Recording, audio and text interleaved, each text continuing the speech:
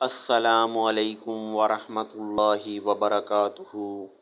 بسم اللہ الرحمن الرحیم۔ نبی کریم صلی اللہ علیہ وآلہ وسلم کھڑے ہوئے اور دوسرے لوگ بھی آپ صلی اللہ علیہ وآلہ وسلم کی اقتداء میں کھڑے ہوئے۔ حضور صلی اللہ علیہ وآلہ وسلم نے تکبیر کہی تو لوگوں نے بھی تکبیر کہی۔